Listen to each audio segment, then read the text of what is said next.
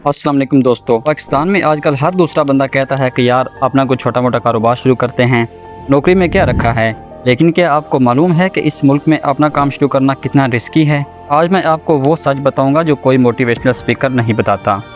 आज बात होगी इन पोशीदा रुकावटों की जो एक आम ताजर का गला घोंट देती हैं। अगर आप बिज़नेस करने का सोच रहे हैं तो ये 5 मिनट आपकी ज़िंदगी के सबसे अहम 5 मिनट साबित हो सकते हैं।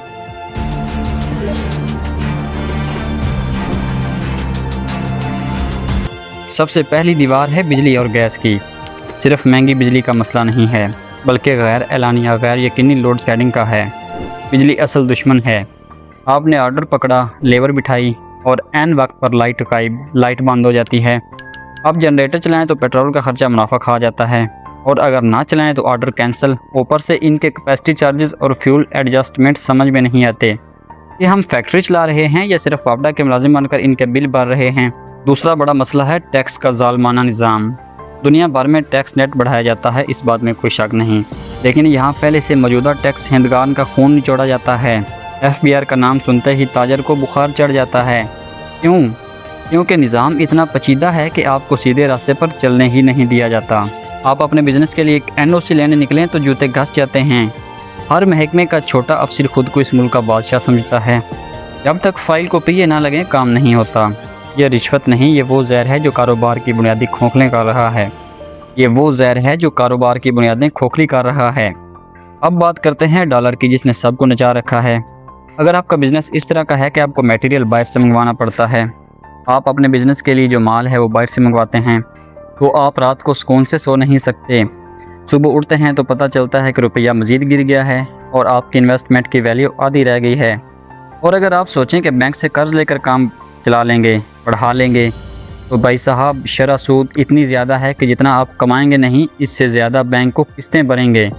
यहाँ बैंक सिर्फ अमीर को पैसा देता है, टैलेंटेड और गरीब को नहीं। सबसे बड़ी मुसीबत है पॉलिसियों का बदलना। आज एक हुकूमत आती है, वो कहती है सोलर पैनल लगाओ, कल को दूसरी आती है, वो इस पर टैक्स लगा देती है, परसों तीसरी आती है, वो कहती है कि इम्पोर्ट बंद, LCs खुल नहीं रही, माल पोर्ट पर पड़ा गल रहा है और वहाँ डैमरेज चार्जेस पड़ रहे हैं। जब रियासत की पॉलिसी हर 6 माह बाद बदलेगी तो कोई पागल ही होगा जो यहाँ करोड़ों रुपए लगाएगा। एक और चीज़ जो कोई डिस्कस नहीं करता वो है हुनरमंद अफराद का मुल्क छोड़ना।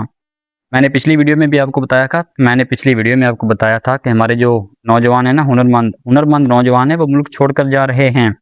ये बड़ी ख़तरनाक चीज़ है हमारे लिए। हमारे बेहतरीन दिमाग, IT प्रोफेशनल्स और कारीगर मुल्क छोड़कर जा रहे हैं। पीछे जो लेबर बची है वो या तो गैर तरबियत याफ्ता है या मोबाइल फ़ोन में मगन है। काम का म्यार गिर रहा है और लागत बढ़ रही है। क्या पाकिस्तान में बिज़नेस करना नामुमकिन है? नहीं, बिल्कुल नहीं, मुमकिन है, लेकिन ये स्मार्ट लोगों का खेल बन गया है। अब वो रवायती तरीके नहीं चलेंगे। अगर बचना है तो मुतबादल ढूंढें, बाहर के मटेरियल पर इन्हसार ख़त्म करें, डिजिटल बनें, दुकान के किराए और बिजली के बजाय ई-कॉमर्स पर तवज्जो दें, एक्सपोर्ट का सोचें, कमाएं डॉलर में और खर्च करें रुपयों में।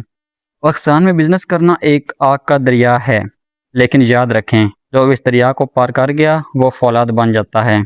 आपका इस बारे में क्या ख्याल है? नीचे कमेंट्स में बताएं कि आपको सबसे बड़ी मुश्किल क्या पेश आई है।